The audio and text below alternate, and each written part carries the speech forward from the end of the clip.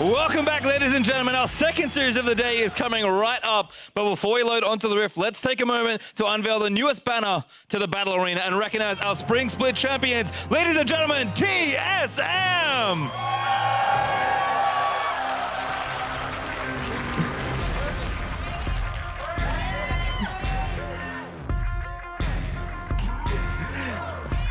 All right, Bjergsen, so I want to ask you one question. You guys had a very successful Spring Split, but now TSM is back to that same dominant roster from last season. What are your expectations for TSM this summer? I think it's obvious that we're going to do even better, and we're going to take the first place even more convincingly this time. It was 17-1 last time in the regular season. How do you feel about 18-0? I think it's a possibility. I'm not going to say for certain, but of course that would be something we would all love to achieve. All right, well, best of luck in your match today. Now it's time to see if TSM starts summer with a victory or if Cloud9 and Jensen get revenge for the finals.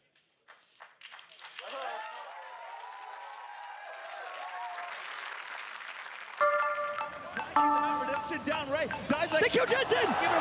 Delays Jensen! I feel life too much. I feel high, I feel low. Disaster for Cloud9. I've been thinking on my sins for the last 4 blocks. That's 2 Hail Marys and a half shot. Something tough on myself. Drag my body through the belt and vow to do the most. Leave none for later. Pray for my haters. Jensen didn't get his Zonias off, didn't get his ultimate off. He goes down in the critical fight. Where you at? Where you at? Get relentless with it. Where you at? Where you at? Let's get reckless with it. Where you at? How I love it, live it, attack it. I keep coming and I get it. Right now more than ever. It's those tiny moments in these games that make or break the team. Hello everyone, welcome back to the North American LCS. My name is David Freak Turley, and casting alongside me for this rematch of our spring finals, Sam Kobe Hartman Kensler. Whew, so excited. That was actually a hilarious unveiling of the clock. I like how Bjergsen was fully embracing it. We know that is #1 on League Reddit right now. It's going to stay up there for half the day. Let's start by introducing our lineups for these teams and for this match. On the blue side is TSM Hanser. Sven Skarn, Bjergsen all returning in their respective roles. Doublelift comes back into the bot lane with Biofrost on support and their coach Parth. And on the red side, it's Cloud9. Up top will be Ray.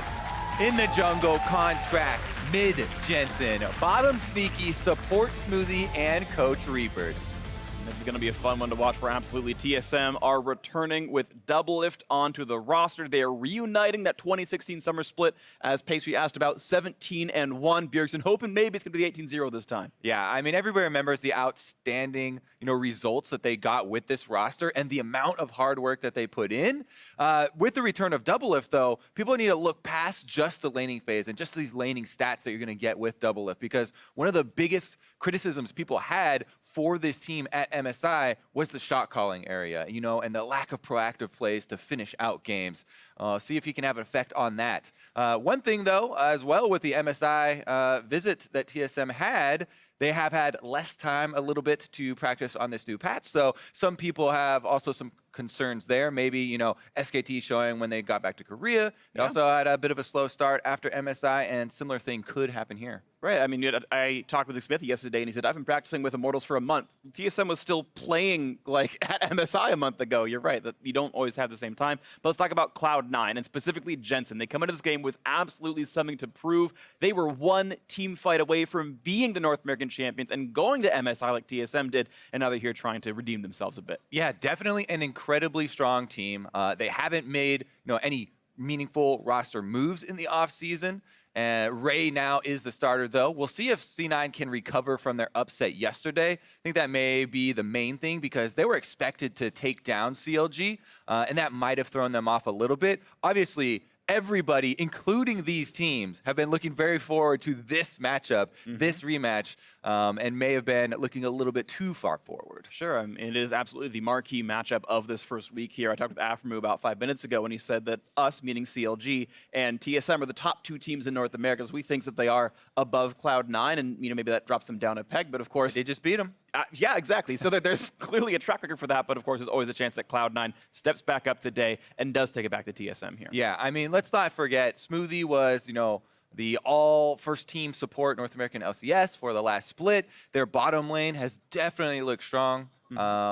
And the real questions that everybody's got, around Jensen and stuff, I don't think that that's going to be much of an issue for him. I mean, he's always had the kind of mentality of he wants to take down Bjergsen and he True wants competitor. to take that spot. And he does not seem phased, as everyone's a little bit worried. Oh, he's going to tilt. Yeah, making fun of him for the Zonias. It doesn't seem like it's affecting him. He seems like a very much more resilient player than in the past. Because in the past, and especially when they get to big games like the finals, you have those concerns of, ooh, is he going to reach too far? Is he going to tilt? But in regular season games, he's been just fine. Absolutely agree. And I remember it was either on The Dive or on one of your talk shows. You're talking about how Jensen is still the best Echo in North America. And I do agree that you can give him flack for missing one ability press in the last team fight, but he has done so much work for Cloud9 as a player. That track record, why he's still probably their most productive member on the team. Even if you can point out one mistake in one clutch moment, he's done so much more for the squad. Yeah, I'm very curious to see,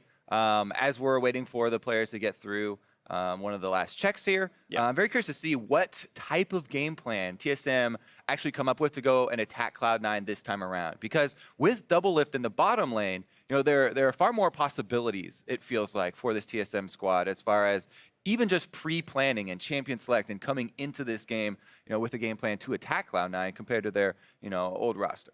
Sure, absolutely. And it's interesting, we heard from Aframo, he talked about the fact that Liquid got a chance to scout CLG. They got to see them play their first match when they played Cloud9. And similarly here, TSM, you're right, while they don't have as much time necessarily to practice, they got to watch Cloud9 play. They got to see how CLG beat them and said, okay, well, if they're going to play like this again, well, we have some tools here. We know what the contract's jungle tier list is. Are we afraid of him playing Kha'Zix there? And things like that. Now, that said, as again, I talked with Aframo before, and I've talked with Dardoch before as well, they had said that in scrims at TSM, they do not look rusty. That you're right that they haven't played as much on 7.9 plus, but they are certainly still in form from their MSI shape, from all the games they're playing over in Brazil, that this team is ready to go, and the players' mechanics are all ready, and Double Lift seems sharp, etc. as well. He's just coming off the promotion tournament. And I mean, this team should be an explosive match at the very least. Definitely what we're expecting here. And speaking of explosiveness, actually, with the kind of adjustments in the meta, one of the things with them not really being able to practice as much on the preseason patch due to MSI, supports. Part of the big thing that got CLG their win over Cloud9 was so much playmaking coming from the support role. Aframo himself on the Rakan, on the Bard, these types of champions. Biofrost, we've seen so much of Biofrost on the Karma and the Lulus, long range, pokers, shielders. And I know that Braum is very close to his heart. He loves playmaking with that champion. He likes to be, on the front line. That's his, melee champion of choice for the support role. Yeah. But will he branch out? I mean, he might. I know he had picked up Tom Kench for MSI. He hadn't played it all year and then played it there in the group stage and had an okay time on it already.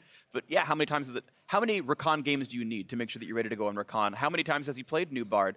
The Bard buffs came in time for MSI. It's one of those champions that he should have or could have practiced up to that one, but hasn't been a super prolific Bard player otherwise. But you look at things that Aframo is willing to bring out, those are certainly clearly options for him.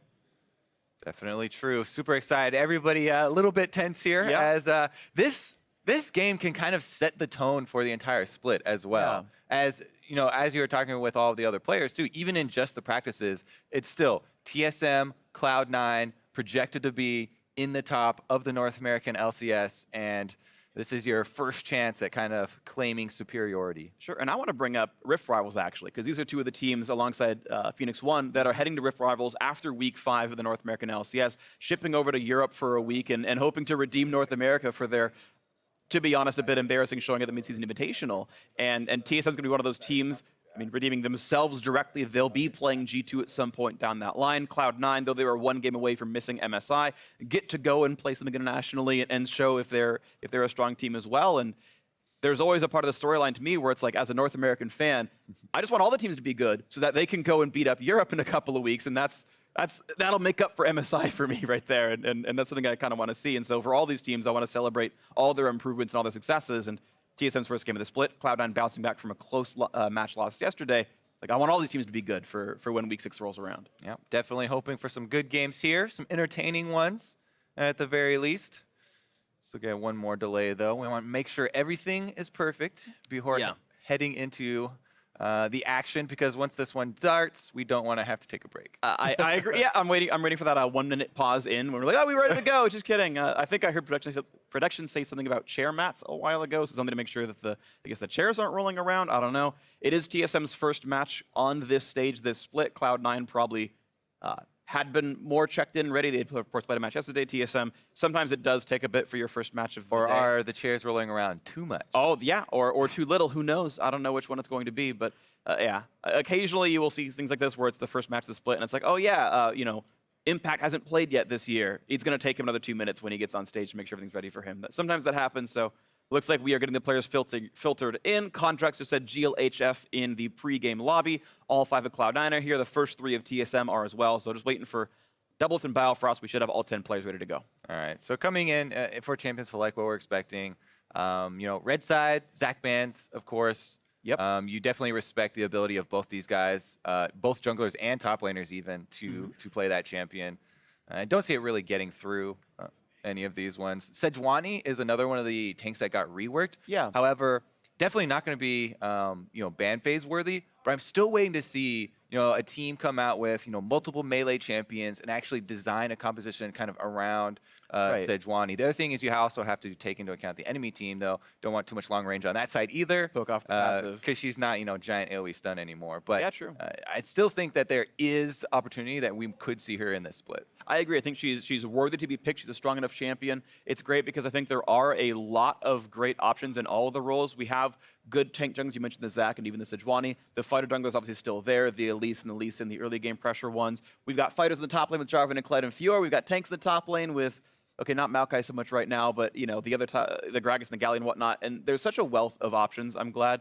It was weird seeing Piglet early pick a Jhin when he was playing with Liquid earlier today, because that felt like, okay, he doesn't have to play Jhin anymore. And he's like, no, that's still me. But we saw his Twitch work really well. And I always like when there's lots of different styles in every role, because it means you have 3 types of champions per role for every role to make your own comp with. And that always makes things very exciting because you see very different comps every game. Yeah, definitely true. Variety, everyone's a pretty big fan. All right, everybody's in the lobby now. Yes. So we'll prep this one. Had a lot of fill for us. We got to talk about League of Legends some more. Thankfully, we got to warm up yesterday. We cast the CLGC9 set, so the synergy's on point.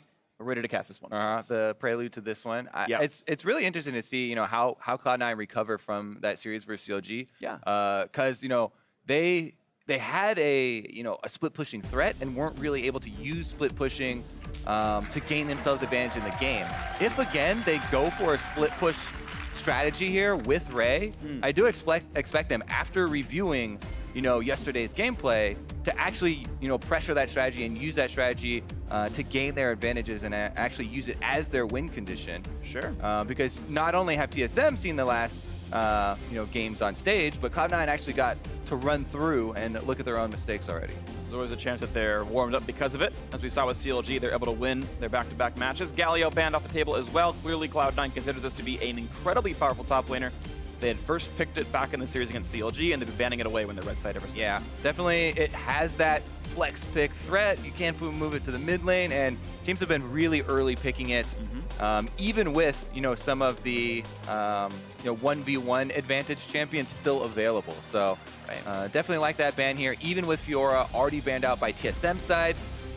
They're not going to let that one go through, and it looks like TSM also kind of respecting some of those split push possibilities from Ray, from Cloud9. Absolutely, and Elise considered to be the best jungler with Zac off the table. Pick rates have said that so far internationally, moving one of the options from Senscar. And that's so much because of the early playmaking and the importance right now in the jungle of getting off multiple ganks early. And the effect that you can have on the early game on lane phase for your solo laners is really big with Elise.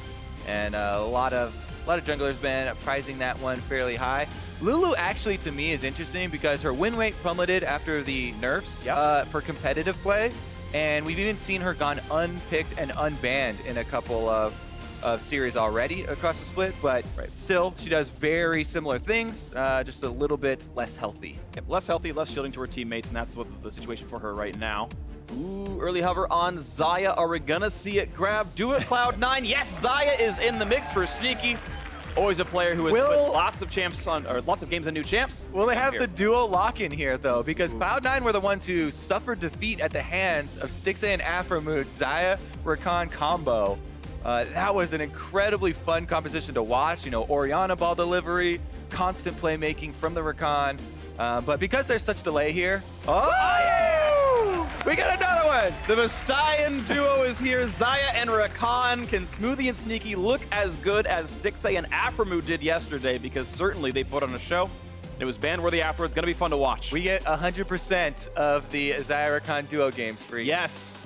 The honor is ours, and I'm happy about it. TSM got to make their own choices. The Lulu's already been grabbed, and it's going to be a Caitlyn for double if down here in the bot lane. So certainly set up to carry, and then the Kennen going to be blind pick for TSM. All right, so things that we learned so far with the limited competitive games on this duo that we've seen.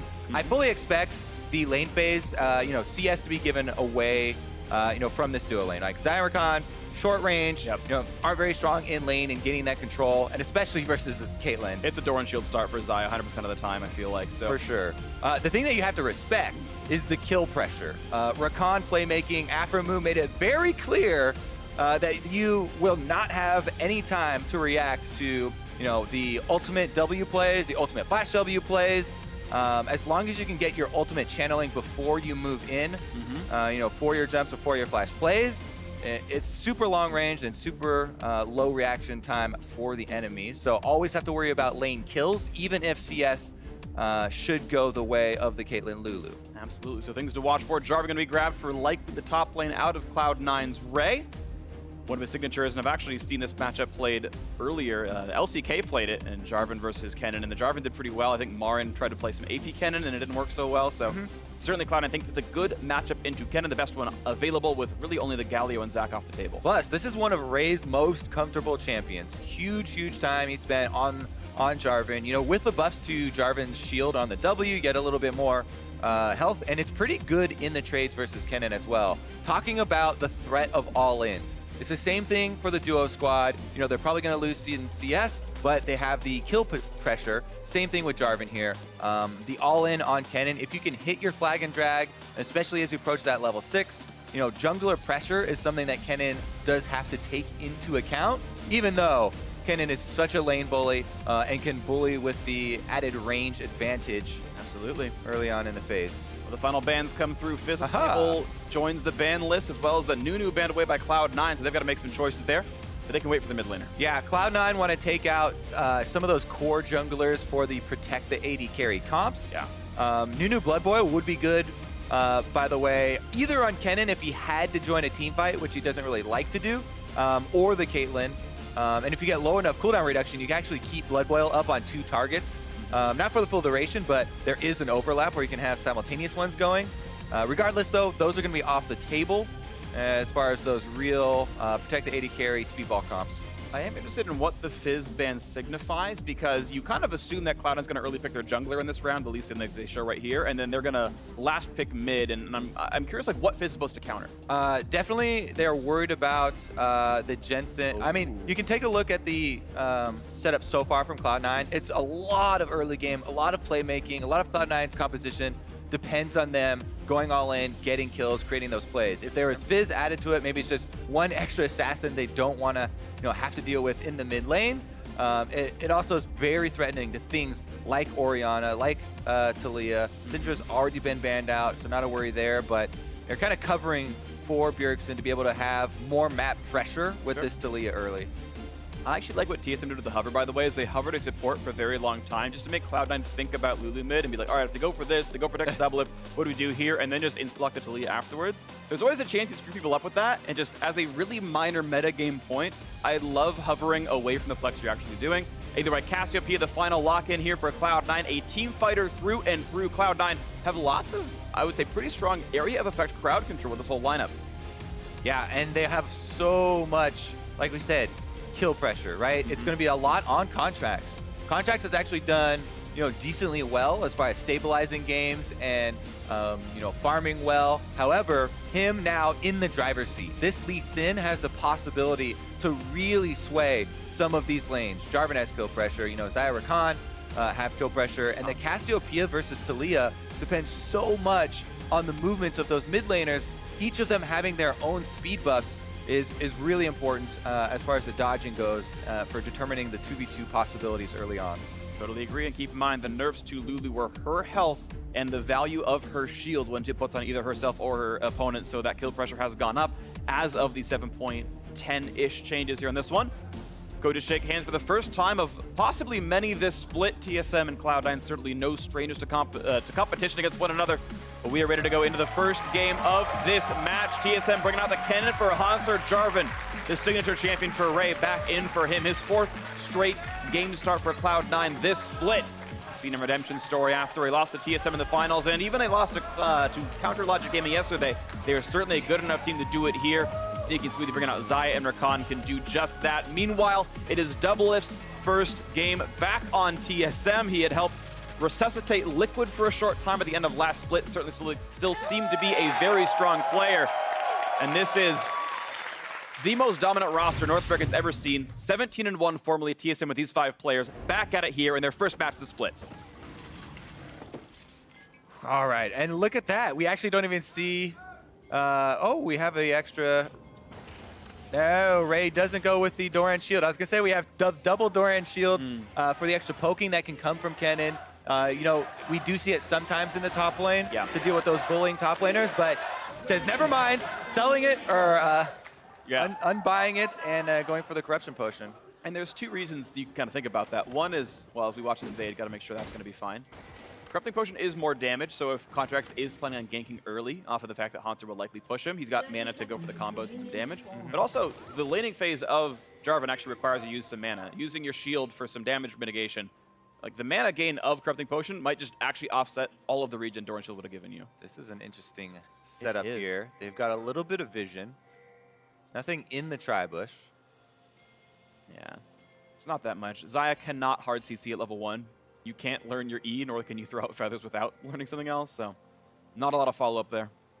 And out they go. Yep, just going to be defensive starts and no deep ward for Cloud9. They'll have no information. You know, Olaf can start on Raptors as well as the blue buff, so there is something up in the air here still as far as tracking Svenskeren. Definitely advantage early over to TSM here as they're going to see Contracts leave the Raptors, and they'll know if he goes you know, to that red buff and then try to make his way towards Scuttle Crab if he's running Experience Rune or any sort of top lane shenanigans. Well, we'll see more of this in a little bit as the knockup comes through. Should be a small trade in the bot lane. I want to make sure this doesn't get too much just yet. Actually, pretty good hits back on a Sneaky. Thunderlord's triggered on a Smoothie as well. They're going to kite back at half HP. And as they settle in the laning phase, we got a silent report with Pastry Time, who was talking with, I believe it's Cloud9's coach, Reaper. Thank you, Fit. Yes, I did catch up with Reapit very briefly. I actually asked him about Ray and Impact, kind of see how they were playing. Impact actually returned late home from Korea, so was just resting. Ray had been playing in the Scream, so that's why they wanted to take him there instead. As far as them swapping out throughout the season, last season, Impact played very well, so he played a lot of the early games, but Ray's been improving, and he says to just see how it goes and based on the strength of the players. Back to you guys for the cast. Way to stay calm during that level 1 trade, Pastry. Yeah. He's unfazed. He knew nobody was going to die. Oh my goodness, though. So many summoners. And we talked about the kill pressure that you can have with Xayah Rakan. Now with no summoners, I expect junglers to really pay attention to this lane. You know, double lift on the Caitlyn. It's very easy to stabilize after that and just try and heal up with your warlords and continue to have that lane control. But you have to keep in mind the timings on these summoner spells. No flashes for anyone except Rakan. Smoothie has all the power for the playmaking in bottom lane now, you know, if they're able to bring Contracts into the fold. See if they can make it happen. Early push in for TSM, no surprise here. Gonna try to last it under the turret, missing a little bit. Interesting to see a Spell Thief start for Smoothie, I believe, after he had gone coin on Rakan in his previous game. A lot of options for viable starts here. Contracts now just seen in the river. Flash the from ward. Smoothie. And he's going to look for the knockup, not going to find it. 90 caliber net makes it happen. A nice juke by Double, gets away from the Sonic Wave as well. No gank to be had. Flash down for Smoothie. Oh, and Cloud9's biggest threat in the bottom lane out the window here. Double lift easily able to evade it with just the net. Contracts even was down on going all in for this kill and used his flash very early for the Q. So Cloud9 reduced so much of the early game playmaking with that. Now he doesn't have flash to get out of this. Ghost pop, level 4 for the move. And this one contract on a 300 HP. The flash follow for Bjergsen, first blood. Unfazed entirely for Svenskar. Now Jensen out of mana, can't keep fighting, has to run away. What a punish here from TSM. Contracts way over eager, had just blown his flash bottom lane and then goes for an invade into an Olaf, who easily is able to pop Ghost, take that fight 1v1 and absolutely smash. There we go, Smoothie in again. Gonna have to use the shield on its way out. Genuinely good reaction from Ooh, a good root as well. He's gonna take him down! Biofrost helps, and the kill comes through in the bot lane. TSM 2-0. Holy moly, this is going very poorly for Cloud9. They were the ones with so much, possibilities as far as the early game goes, but some big mistakes here, and TSM just absolutely jumping on everyone. Very big punishes. Let's take a look at the side steps here. Double F once again, able to get out of it with the net. Then the turnaround from them and the sly trap. Oh, he turned and then turned back onto it. Yeah, exactly. Smoothie with a bit of a mistake there. Whew. Now TSM, you can see their game 1 record. That was the joke back from last split, but certainly off to a great start at the beginning of this game 1. And as we're seeing, the expected, CS differential due to the matchup, Kennen abusing the range, pushing Ray under, and getting that CS advantage for himself. He also knows that there is no possibility of the Lee Sin. If you have that kill pressure on Jarvan, only if the jungler hasn't been seen. Only if there's that possibility Lee Sin comes to add to it. So that gave Hanser even more freedom to try to use his range discrepancy. Absolutely. So far, so good for TSM and Hanser and the rest of that squad included. Looks like it's going to be one recall coming out for C9, and I believe bot lane's going to be a freeze. So Doublelift and, Biofrost going to really make C9 regret this decision. They've got to show the wave the rest of the way in, or they're going to lose an entire wave, at least, just for the recall. Yeah, and they don't have contracts down there to help them push it out. So wave's starting to go back the other way as they CS. Maybe so. TSM looking for a little bit near the mid lane. Contracts level 5, same level as Sven. Jensen's around. Ulti available on Cassiopeia. Does not get the stun, though. Looking for a bit onto Dalia. Now looking back on Svenskar. And that Olaf going to run out of health pretty rapidly. One more shot will do it. Kill comes through. Jensen gets the trade.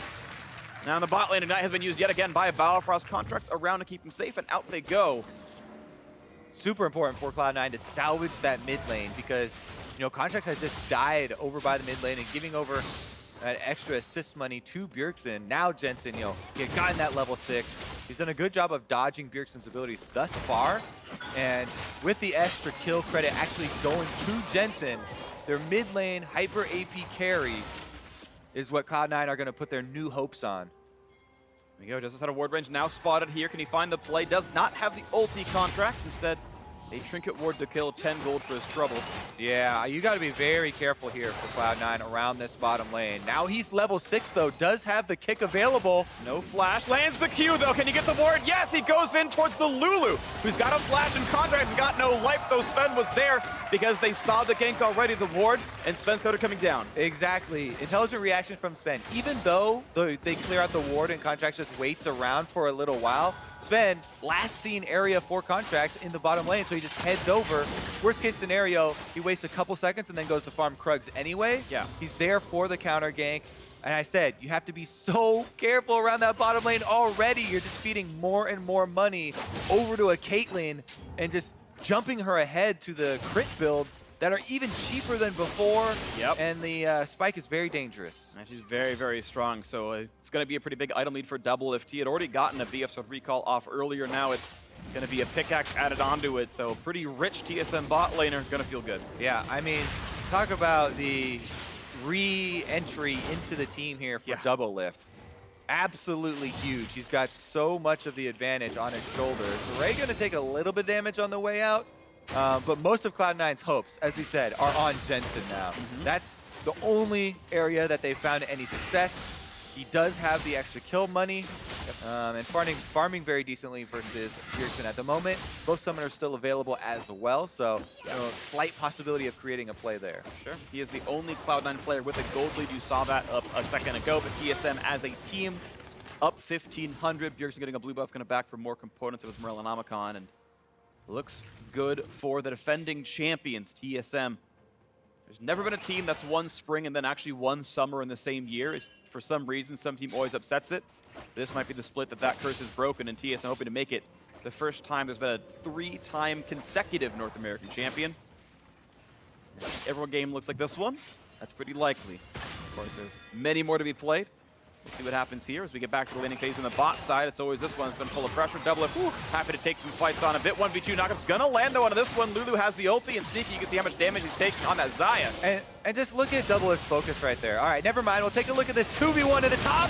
Stun gonna come in for Hanser, buying himself a bit of time. Ray does have flash and ulti, but of course Hanser having flash as well. The kick flash, that was absolutely perfectly played by Contracts. Hanser gonna choose to save, and almost gets the kill picked up for it, forcing Ray to flash. Hanser held the summoner the whole time. Oof, very close call right there. Hunter almost able to get a counter kill, but again, the bottom lane is a disaster for Cloud9. Doublelift and Biofrost going to get first turret gold on top of the giant advantage they already have accrued. And Doublelift and Biofrost have been ganked more than they've gotten ganked so far this game and still get first turret gold. Doublelift has not missed a beat as a player, absolutely slaughtering the bottom lane. 30 minion lead, 1 kill and an assist, and first turret gold. And here we go. Oh, it barely caught Jensen. He's got to flash this wall. He will do so, but here comes the wall drop, and he tears it down. Svenskeren, 3 kills. On top of it, if it wasn't enough already, Infernal Dragon as well. This is an absolute snowball that is out of control now for TSM. I mean, they've even neutralized the one threat that Cloud9 had, taking both of Jensen's summoners in addition to his life and maybe his turret. And they're going to try for it a little bit here. Bjergsen has teammates in, and again, Doublelift is rich, has 75-ish bonus attack damage here, and going to keep chunking this thing down to half HP so far. C9 not great at defending. The only wave that they've really got is Jensen, and it's not an alive champion, so mid-turret will indeed fall. Smart play by TSM to bring the Caitlyn up. He'll lose half a wave in the bot lane because Sneaky's pushing, but that is completely worth it to knock down mid.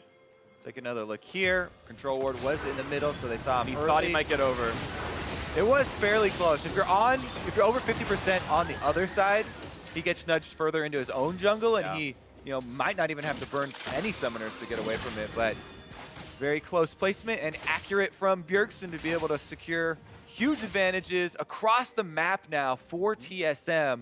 Let's see now how fast they can press, because as I said before, biggest criticisms versus TSM in international play at MSI were how they were not able to end games even when they had those big leads. Yeah. Right now, I feel like their main focus is time trial.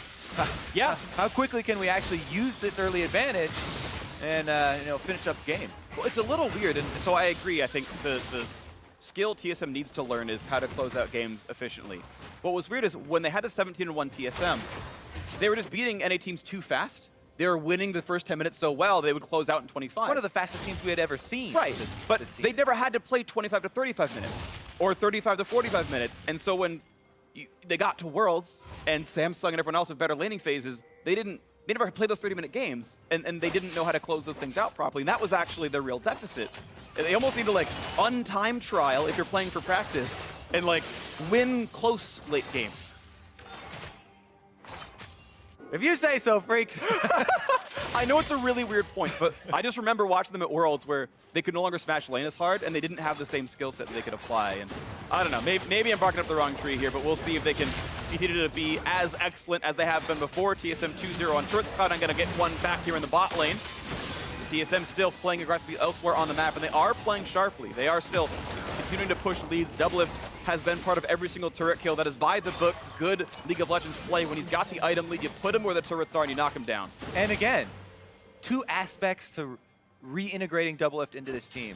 We've already seen the great lane phase, the mechanics on display here versus Cloud9. But again, the shot calling that, we saw in a lot of interviews where Bjergsen was talking about it was a very big burden on him. Doublelift, not only did he do great in lane and he's got confidence now, he can go for the aggressive shot calls. He can help direct TSM here to pressing this early advantage. Infernal Drake, 3,500 gold lead, and a lot of map to work with. They're already moving in, putting down the extra vision. He's pressuring the secondary turret, and a red buff steal is very likely. What's going to happen there? Control ward, even to make sure it's safe. Contract's going to Look at the fog of war. Blind Q! Ooh, case might come through for some, but now it's a bad situation. And Contract's taken down immediately.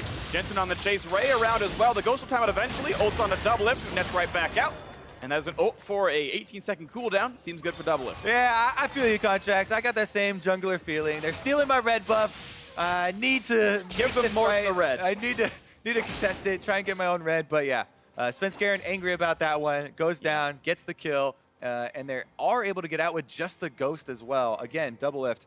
All he needs again is the net, escaping without having to blow summoners. And TSM have so much control right now. This Kennen is very close to that Blade of the Ruined King. You know, he's doing really well and continuing to pressure the Jarvan. He's got a very nice CS lead over him. All that Hauntzer really needs to continue his split pushing is a little bit of extra warding, a little bit of extra vision so that you know, he doesn't go down in the 2v1s. A little bit later in the game, he can actually pull off the 2v1s and fight his way out. But as of right now, hasn't got his items completed and would like a bit more vision to work with. He can find himself. Ray, speaking of vision, sees Hauntzer. And it might be a 2v1. Okay, gets the knock-up. Contracts, Ward hops in to land the Q. Good flash by Hauntzer. He needed to do that. He would have likely died otherwise. Flash down, though. Yeah, look at all the control ward placement from Cloud9 now. Let's discuss how valuable is super deep warding when you're this far behind. Because I'm a much bigger fan of actually, if you're this far behind, using those control wards in your own territory, where you can actually get, you know, defensive vision, and you're looking for more turnaround plays and more defensive plays where your team, you want to be able to collapse on somebody clearing out your control ward or something, rather than the super deep vision that will alert you to what? You know, TSM going into their jungle to farm an area that you have no business going to attack. Right, and then they get past the river, and you're like, I don't know if they're at our red buff. I don't know if they're diving us in the bot lane. I don't know if they're doing the Drake. And you're right, that you start losing out on what the vision would give you. Yeah, deep vision is great, you know, when it's close game or when you're ahead especially, but when you're in this big of a hole, I would really consider replacing, you know, even though it costs you money and it feels bad to replace control wards, going for maybe more of a defensive option. We'll see if it does, you know, play out though, because the Drake is coming up. It's a mountain Drake, and they will have a bit more control of that area of the map. Meanwhile, Rift Herald. Easy take for TSM right now. They've already knocked down all the 3 outer turrets, so this will make taking down a tier 2 very easy for them. Sven basically doesn't take damage. As we discussed before, Rift Herald is pretty easy to kill as a team. And Svenskeren will carry the duties. This is smart by Cloud9, though. Do the best they can to trade an objective elsewhere on the map. They sussed out well enough that Rift Herald was going down and will trade an objective. Now, Mountain Drake doesn't do much for a losing team. If you don't hit a turret or another Drake ever, you get 0 out of it, but it's something to do. Mid lane now under fire. TSM using Rift Herald right away, and this turret likely to fall as it charges in and deals a whole crap ton of damage. It's going to fall. Yeah, and it looks like Ray undecided if he was going to join or continue split pushing, and Cloud9 have made the call now to have him walk up. He doesn't have teleport, and TSM rotate up to the secondary turret on top side. There is a teleport for Hauntzer, by the way, but the reason they're sending him back is they haven't seen Ray until just now when he shows on mid lane, so they were covering any possible option that Cloud9 had to get any sort of objective pressure. So they send him back early, you know, clean up that bottom lane, and Hauntzer should be able to get all those minions, no problem. He's going to walk in, yeah, so that slow push set up by Ray, not going to turn into much, sadly, for C9. Hauntzer going to grab his couple of minion waves, and yeah, at least top lane tier 2 was saved by Cloud9 making that rotation earlier. 5,000 gold difference. Second Mountain Drake will spawn in about 5 minutes. Baron's going to spawn in 2, and TSM continue to play pressure. And as you had said earlier, Kobe, speed running, maybe the name of the game, time trials, actually, sorry, was the term you used. And we'll see what TSM's first time trial is going to result in here, as they certainly have had a commanding lead from minute 3. Yeah, and man, when we talked about the scaling of the Caitlyn, Doublelift already 18 minutes is looking at completing his first Zeal item. I mean, yeah, the multiplication here with your Infinity Edge already completed so early. You know, cost reductions as well as early kills going over to him. He's going to be ready to team fight very quickly here.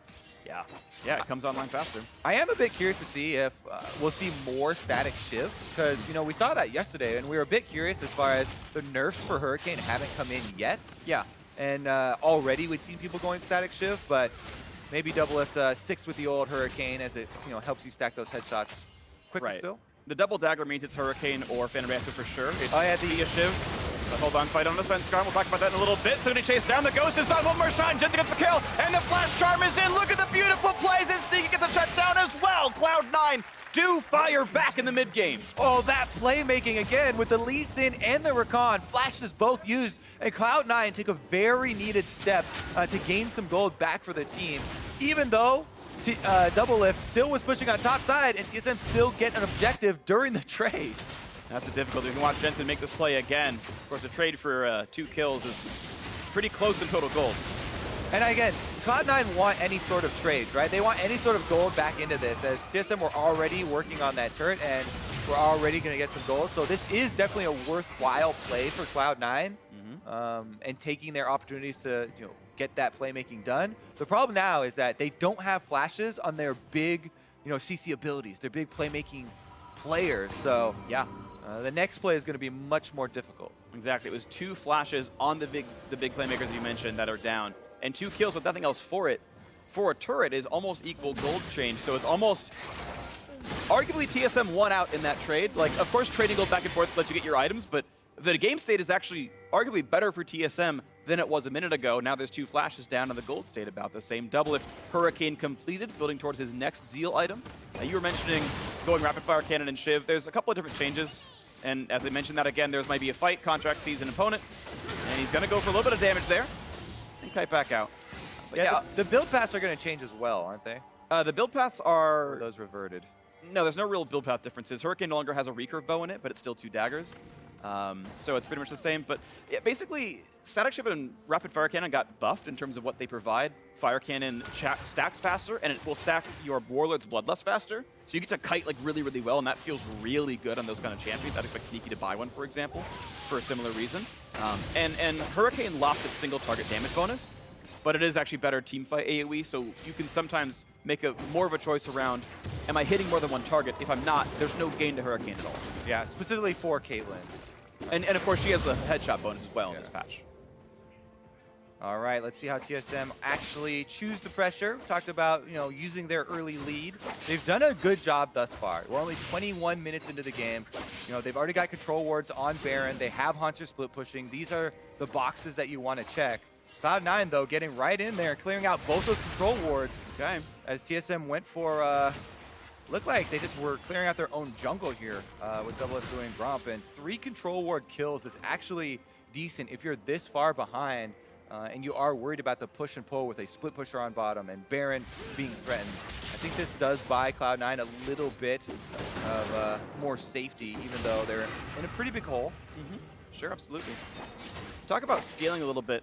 Because Cloud9 do have 3 melee champions, they've got some real tank stats on the squad. Of course, fighter build Kennen, not that tanky. Sven's somewhat durable, to be fair, with all this, but what I really want to look at is the fact that if Sneaky's not under a lot of pressure, Xayah has insane damage output if she has the uptime and the safety to auto-attack.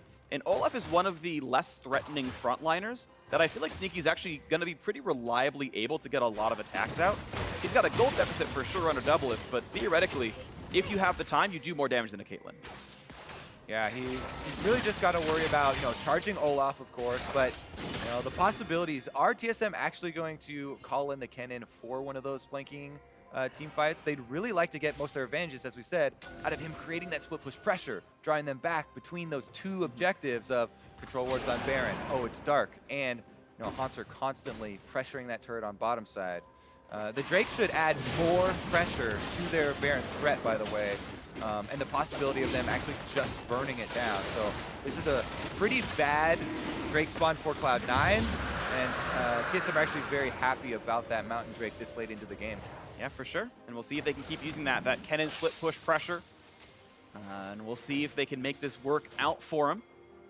It's always, or almost always, been lane pressure on TSM's favor this game. Interesting choice that they've actually made to have Double Lift on the bottom, and they're getting punished for this choice. Double Lift was farming on that bottom side, walking up now. That early Mountain Drake gets him about 20% faster, and Ray goes in to stop him, and it's going to make it stop. Well played. The Baron is picked up in a rush by Cloud9. Ray losing his life for the cause, but that is worth it in so many ways. What a sacrifice. Ray gives up his life for the team to be able to get a comeback play, and TSM TSM misappropriate their lanes. It was supposed to be Haunter with his teleport in bottom side, double lift, the AD carry shows, and immediately Cloud9 punished. Really good shot calling right there. They knew they were in a hole, and they had to make some big play to get back here.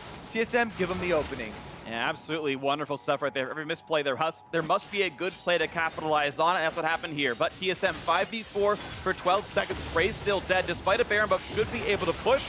A wall cuts off Jensen. He can't join this fight, but the turret not taking too much damage just yet. They're pushing him back, Cloud9. Contracts wants to go for the play, gets a sizable kick up. Looks in for more. The charm is there. The feathers as well. One picked up of double is down, and that's the gold lead evaporated. Is he going Ray's back in the fight. He doesn't have an ulti, though. He can't really join easily. He might EQ the wall and look for more. Yeah, Haunter actually canceled his teleport in this one where Ray kept it going, and Cloud9 strike back here. Again, the Baron buff, in turret defense, it's really underestimated. Buffing up those minions for your defense on your turret as well. They're able to keep the turret standing, plus get that counter engage.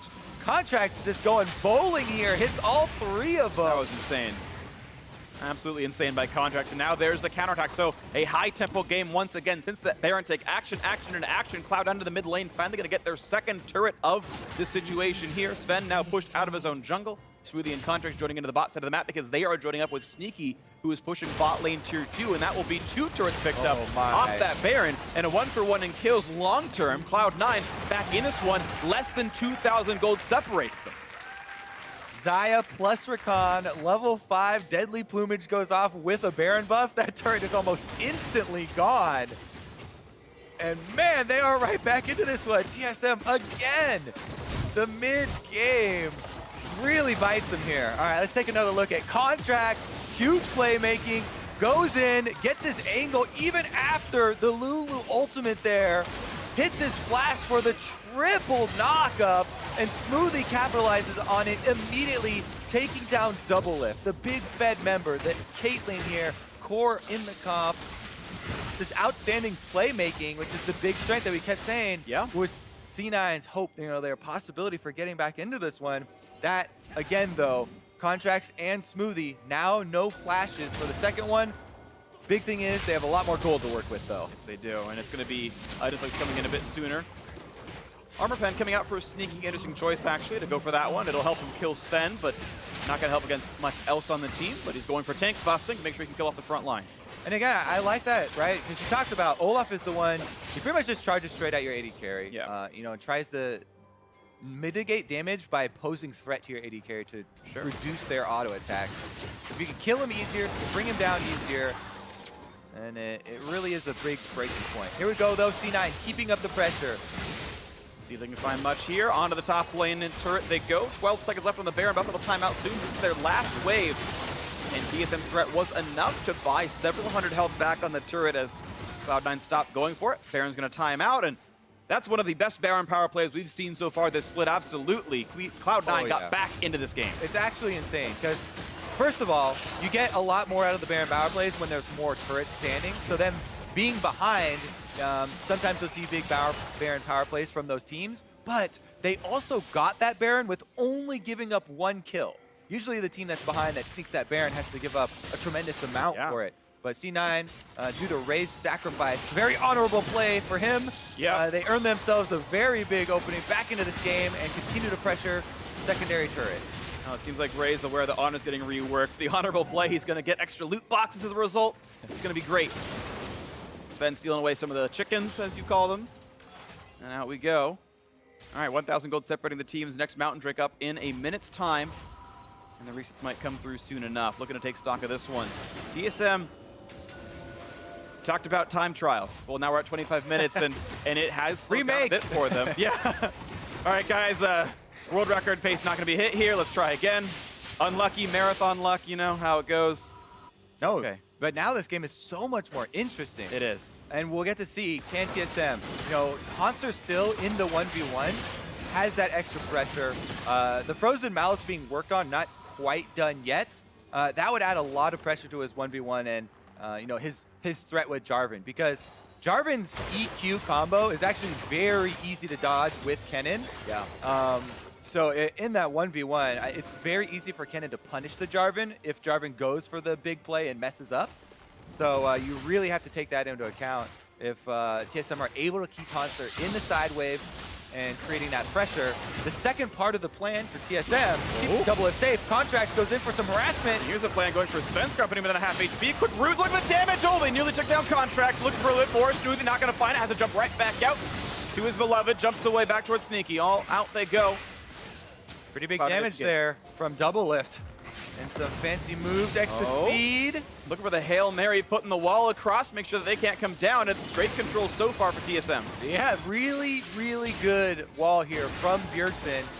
Will they be able to burn the Drake anyway, though? Doesn't look like it. Gonna pull in Ray on the front line. Contracts gonna look for a steal. He can, not gonna get it to happen. And it's gonna be double Mountain Drake for TSM. Sven secures it. Slim margins here. TSM now need to get back into position to defend.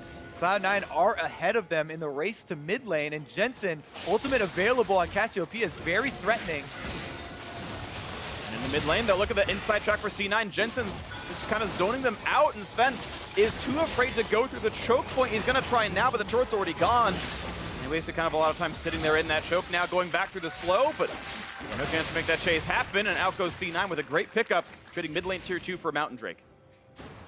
All right. So many of the outer defenses down now, and not too many wards still standing. So I have to see about the last item slots here being filled up with control wards, and who can really get that pocket of Fog of War to actually work with. Level 6 teams are coming through on the solo laners now, so the flanks are a possibility. You know, the spot engages, flashes are back up for Cloud9, and that playmaking potential is still very real.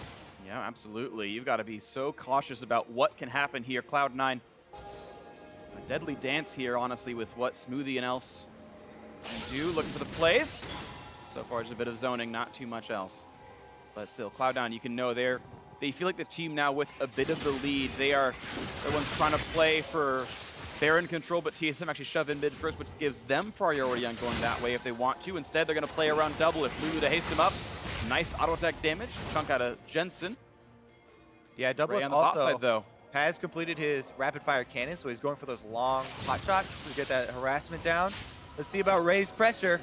Yeah, there's no teleport on Hunter, remember, so he's going back without any way of rejoining. They don't see him, so he's going to be able to recall safely. All right, now Ray could turn it into a 4v5, but Talia's behind Ray. Bjergsen is going getting for it. flanked. It's a 2v1 on the bot side, and Ray's going to flash into the base and try to run for dear life. Gets stunned up, though. Frozen Mallet, he can't go anywhere. He can't get away from this one. Hanser is going to win the 1v1. Oh, the toe off the wall. Hanser, though, still on the chase. He's going to take down his prey. It's almost a guarantee. But in the meantime, Cloud9 fighting for more. They know Talia's far, and they know that Kennen was as well. Smoothie rooted up inside the Baron pit, takes almost his entire health bar down, and TSM make the best of that situation. Yeah, huge advantage for TSM now. Not only is Ray dead, but Smoothie, the playmaker, is very low on HP, so TSM have all the cards to force this Baron. They're going to try for it right now. Missing one. Cloud9 have 4. He's going to stay around his low health bar. Pops Redemption to stay a little bit healthier. And there's a staging area, 4v5. Gearson goes for some poke, bit of damage on Contracts. Will not get a root or a knockback, but there's the charm in. They're going to get the root on a Jensen. Out goes Smoothie. He is gone 1 for 0. And Bjergsen, I should say, stayed alive long enough. 3v5 now. Ray respawns in 7 seconds. No wards in the pit. Ray has teleport though. He's going to go behind them. Wards. It's going to be too late. 2,000 health. And they waited it out. Now Contract still has flash though. Can he get over the wall? He's not going to get the chance to do so. Well played by Sven. Shakes it down. They're at 970 health. TSM with the Baron. Ooh, and Ray also ended up starting his teleport. So the cancel on his teleport now means they don't even have that advantage to work with. TSM are able to hold strong. That collapse, Bjergsen going down bottom to pinch Ray was so big for them. Yeah. Because that was their only way out of this teleport disadvantage. Hanser could not rejoin the Baron area. TSM play their way out of it though. Really smartly played, and that's some good navigation by TSM. It was a hard situation. They navigated it exactly right. The rest of the team did not get engaged upon. Hanser back on split push duty. Teleport up in about 1 minute's time. TSM take away some of the wards to make sure that his split push is safe. He's not going to get flanked. TSM can regroup the 4 back towards mid afterward. And the battle for wards is still ongoing, but this turret will fall in 3 auto attacks. Or 4, and they'll reset one more time. All right. All of C9's outer turrets are done. Will TSM be able to crack the inhibitor line? They've got Haunter teleport advantage very, very soon. I'm not sure if they actually saw Ray's teleport cancel, or if he was able to cancel it quick enough that they did not get that vision and don't know they have the teleport advantage. Regardless though, the plan stays the same. You need to keep that cannon split pushing pressure on the top side and have the 4-man squad push up. Looks like they're trying to gain their vision deep into the jungle first here and get some of those wards down.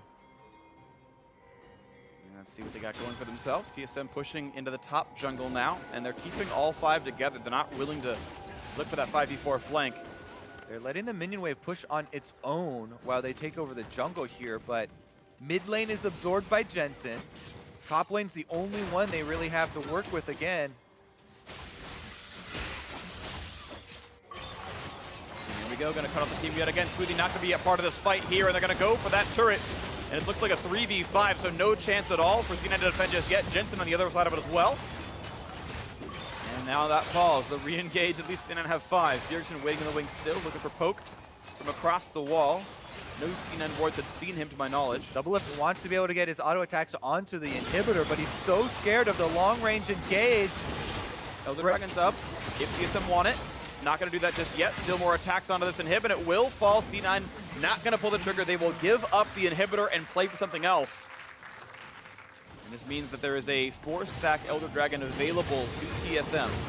It's Contracts might just rush out to the Scuttle Crab here. A Scuttle Crab pick would be very, very important to be able to get you vision for that Elder Dragon. The problem is, it's so scary to know the timing of TSM getting back out here, so they're just going to rush it down and try and get Scuttle Crab before TSM get here, so they have guaranteed vision. Yeah, even then, though, it's such a high chance that TSM simply take the Elder Dragon anyway. And all Cloud9 can do is watch and be a little bit sad about the fact that another global is being taken away from them. I mean, they can still go for a play 10 on them. seconds longer. They can try, certainly. TSM, of course, just reset with a 4,000 gold lead. They are the stronger champions, but yes, a fight might be in the works for Cloud9. Their best chance of winning is making a fight go well. Top lane pushing into the base soon enough. C9 going to start out on the Dragon. Going to zone out with Jensen. Haunter on the other side of this one. 8,000 health on the Elder Dragon. Going to reset slightly. And it's going to be Ray finding Haunter. Forcing the flash out. That is Kennen now a bit farther out of the fight. Contracts at 2/3. Again, the attempt to push out TSM. It is Cloud9 mostly attacking this one. A big root on Ray down to 2/3 HP. Redemption to heal, keep him a bit healthier. And they're going to fight on. They're going to take him down right away. 1 for 0. Into the back line goes Contracts. And he dies while Haunter got picked off. 3,000 health on the Baron. No jungler, no smite, no chance to steal it away. Cloud9 not going to make it happen. And it's going to be Elder Dragon and TSM. We got to see the replay of the top side of that play because Ray gets another good initiation onto Haunter after he'd already forced the flash, and Cloud9 all turn on that, except Contracts goes in on the other 4-man squad. Not quite sure if they made the call for him to run interference or if he was just on his own mission there, but it's going to be disastrous and lose C9 not only the Elder Dragon, but also mid-inhibitor. Gonna knock this inhibitor down without much issue. Finds these forward to a jungler alive. The TSM will continue to play it slow and steady. They will cash in their advantage one more time. They clear out the jungle and go for the recall. All right, let's take a look and see if this was miscommunication, not being on the same page. This is the first one where they go the flash, by the way. Yeah. Here's the important one, number 2. There is a trap line right here he has to work around. I think he cues double it and says, I got this. Okay, He hit Bjergsen he hit Bjergsen, and he goes for it at the same time. Oh, that's a huge mistake. That was just, yeah, huge tunnel vision here. Contracts not on the same page as Ray picked off Haunter, and Cloud9 feel the burn. Unlucky there, because that would have been, I think, for sure, team for victory C9. Contract still has the threat of a kick flash, and oof. In those moments, little things. Elder Dragon Pits seem to be Cloud9's bane against TSM now. Yeah, and it's so much better to turn on the one person when you've got a 4-1 split and Haunter no flash is trying to flank you. Even if you do have the options of turning to either side. All right, no use living in the past though. Cloud9 need to refocus because they only have one inhibitor left standing, and it's an Elder Dragon TSM coming for it. Let's see what they can do with this one. Elder Dragon still on. Baron back up in a minute. There are consistently things that TSM can fight over every minute's time, and with the team with the gold lead, it makes it pretty easy to keep doing that. Another wall to cut off some of the enforcements, and it's going to force a ward hop out of contract, and it nearly did pick down Jensen. That half-court shot nearly landing there on this one, but he's going to stay alive. And here we go, waiting for the wave to come in, and here comes the siege. Elder Dragon still alive with double Mountain Drake. Means a ton of turret damage, and double can chunk this down fast. With a rapid-fire cannon, it would be several hundred damage per auto, but playing safely. That one with backdoor bonus. Slowly but surely looking for the play. Ray flashes in, can't find it though. A big knockup, pops the stone plate, but rooted up. Takes a ton of damage on that one. Contact force to flash, get away from Sven. Scar, and the kill comes through the root. Makes it happen. The cupcake takes down Smoothie. Desserts for days. And Sneaky force to kite away. Gonna get the root, gonna get the pick off. Actually, it's Bjergsen who overstepped this time around. Jensen, the duel on double if the ulti, they get the stun, and a lot of damage comes through. Sneaky tries to save it around. Hanser getting some damage out in the backline as well. But can Sneaky get any damage? The health bars are low, but there's no chase to be had. 2 picked off of TSM, but 3 lost for Cloud9. Ooh, a slight overdive there from TSM to give away some of their members. Regardless, though, the damage is done. Cloud9's base is in shambles. And TSM just have to return to the Baron, and they can finish out the game with that purple buff. It's one of the weaknesses of Xayah. Her chasing is not as good. You figure a Tristana or something actually gets the resets there, but this fight was close. Yeah, let's take another look at this, because TSM get a really good kill onto Smoothie later when he steps on his trap. Doublelift already putting out a lot of damage back onto Ray, but then Smoothie on the trap gets 2 shots. And here's the chase, a little bit of an overdive with Sven and Bjergsen flashing in onto the Xayah that still has ult and into the Cassiopeia ultimate. Oof, they got punished, but as we said, it doesn't really matter. TSM should be able to pick up the Baron and use that to finish up the base. Yep, and they get it with all 5. The 3 remaining members walked to the Baron pit and then waited till Doublelift could wear this Baron buff. And you saw what this game looked like. We talked about it being a time trial for TSM for the first 20 minutes. Cloud9 almost mounted the comeback, and then... Yeah, they put a stop to that quickly. A 30-minute mark. And that, again, was what I wanted to see TSM tested on, is post-30, can they navigate the game? And at least that last quarter of the gold graph does say, okay, TSM have learned to play their late game a little bit better now this time around. Doublelift pretty much full power at this point. Nothing else to buy in the inventory. He is full up.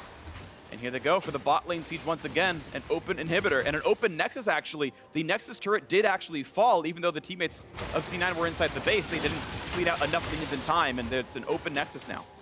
All right, C9 need to be ready to pull this trigger.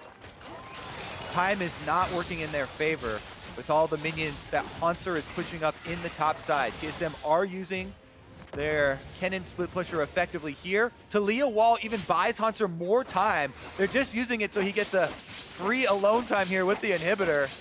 With the GA for tons of extra attack damage, the Phantom Dancer, he's got plenty of output.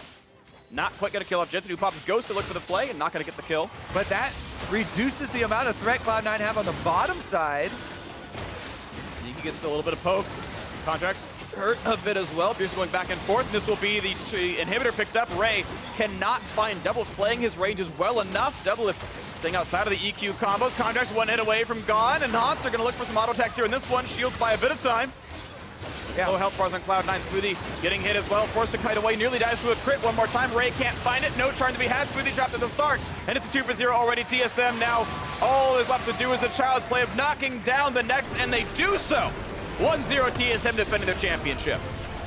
Biofrost there, able to get that wild growth to interrupt Ray and give Doublelift the added protection, just walking it in to finish up this Nexus. TSM coming out very strong in game number 1, despite the misstep in the mid-game with their lane assignments, allowing the opening for a possibility of a Cloud9 comeback. And sure, Cloud9 did show some signs of life with a very good shot call to go for that one opening that was exposed for them, to go for that Baron. They rushed it down, Ray with the sacrifice, and they did keep it interesting there. But yeah, TSM look impressive. They do look impressive. I think interesting is the right way to describe this game. So many interesting things did happen. So many very close margins as well. Cloud9 had the option with Smoothie's flash to try to break open the bot lane, and we just missed the knockup. It was Doublelift who was able to net out of the way in time, and there was the catch on Hanser in the Elder Dragon pit where Contracts makes the wrong choice to go for something else, right? And the good and the bad was happening, you know, on both sides this game. As it came out, TSM was the better team right now, and they took game 1, but now we're going to throw it down to Dash and Mark to see what they make of that TSM win.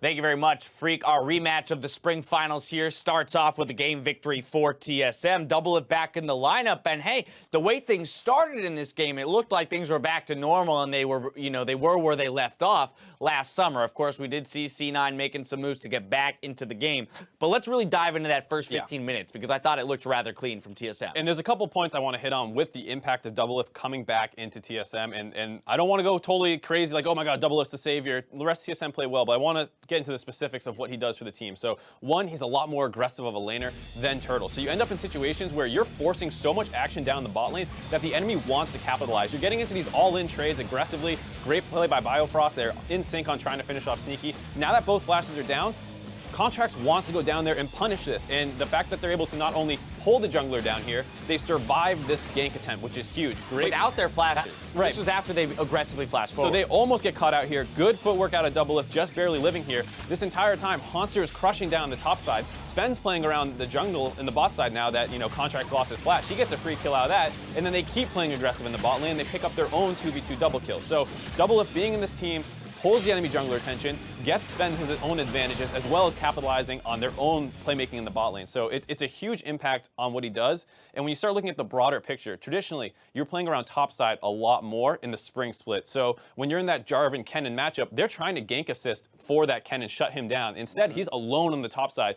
Haunter can just play free laning, and that's exactly what Kennen wants to do. So that's a huge advantage for them. And then on top of the fact that Sven is a player who sometimes goes for bad invades, I think we all know this, but without improving his decision-making, just having stronger laning on the bot side means that those risky invades are just safer. Without being smarter about how they're playing the game, it is suddenly more successful. Right, we saw ourselves at MSI and even throughout last split, criticizing Sven for random red buff invades and looking for those kinds of aggressive moves. Well, guess what? When you're playing Caitlyn Lulu, winning your lane and able to rotate to help that jungler out, all of a sudden all those invade choices are no longer bad choices. Still the same decision, but it's got the support behind it. Also, too, beyond that, of course, we see that with those leads early, created in the early game, TSM just knows what to do, and it seems that, through that mid-game, 11 minutes in, we have smart plays from the Taliyah, securing early kills here, really pushing their advantages and extending that lead even more. Right, it comes off the back of a blue buff invade. We know TSM loves to do this, but they have the priority in the bot and mid lane right now.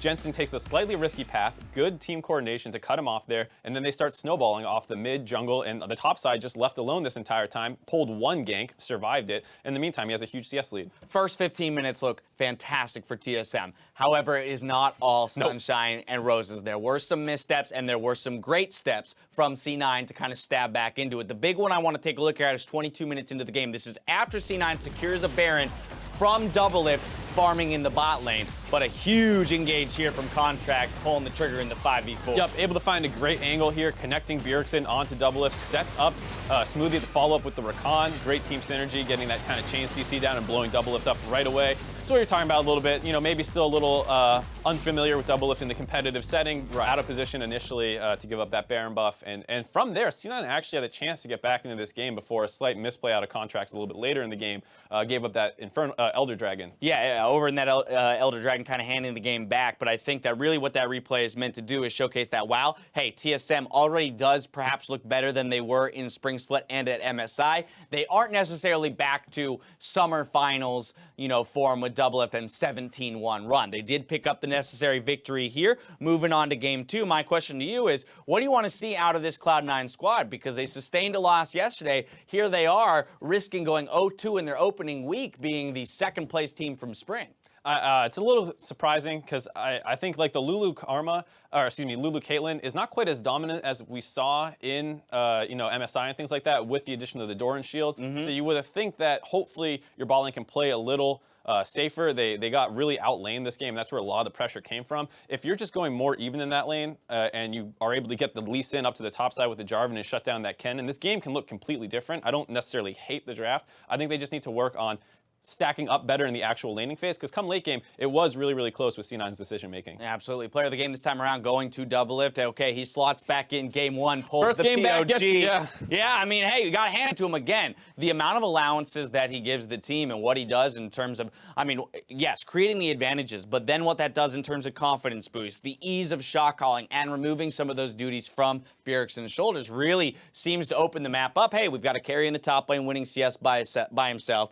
Bjergsen's pushing the lane in consistently, and now Sven has the support he needs to be a successful jungler here. Yeah, and I think you saw there the 40% damage. It's not like, oh, Doublelift played great in the early game, but he doesn't know what to do anymore in the mid and late game because he's out of practice. He still crushed in team fights and was a huge factor in why they were able to consistently kind of win some of these late game skirmishes against C9. And I think it's the kind of thing where Caitlyn is the perfect pick for him to kind of ease back in. So maybe you look at taking that away. But like I said, with the changes with the Doran shield, it's a little hard to say that you should really target that bot lane. All right, what about pick ban, though? Because we're looking at that top lane and we're saying, all right, Kennen had full control of that lane from start to finish without much jungler intervention at all. And then on the flip side, we have a ton of jungle bans going through. And even though Contracts is on a playmaking champion like Lee Sin, and we saw a couple times mechanical prowess that can net them kills, they aren't creating early leads. Yeah, and I think that's kind of the scary thing now that we've seen Ray a handful of times up in the top lane, not actually being able to generate a lot of his own advantages when that's kind of what you're hoping for when you're giving him these counter picks. So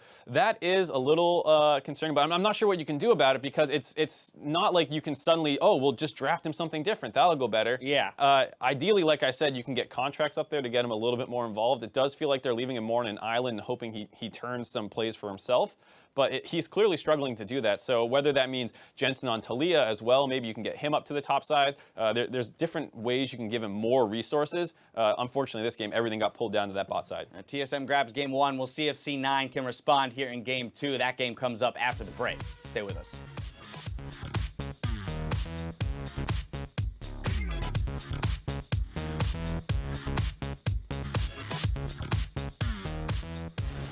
Now he doesn't have flash to get out of this. Ghost pop, level 4 for the move. And this one Contract on a 300 HP. The flash follow for Bjergsen, first blood. Oh, it barely caught Jensen. He's got to flash this wall. He will do so, but here comes the wall drop, and he tears it down. We go here. Yo, clear. I don't have W, no W. Clear. Can you push me? They're pushing him back, Cloud9. Contract wants to go for the play, gets a sizable kick up. Looks in for more, the charm is there, the feathers as well. Carefully. He's looking. Look at leave. Kite. Okay, kill the and run. Kill the and run. Look at top. They don't have charm. No smite. Finish it. Ray can't find it, no charm to be had. Smoothie dropped at the start, and it's a 2-for-0 already. TSM now, all is left to do is a child's play of knocking down the next, and they do so.